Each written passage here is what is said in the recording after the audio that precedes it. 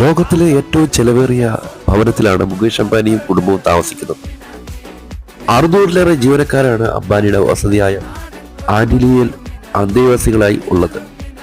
മുൻനിര എക്സിക്യൂട്ടീവുകൾ വാങ്ങുന്നതിൽ കൂടുതൽ ശമ്പളമാണ് മുകേഷ് അംബാനിയുടെ വീട്ടിലെ പാചകക്കാരൻ വാങ്ങുന്നത്.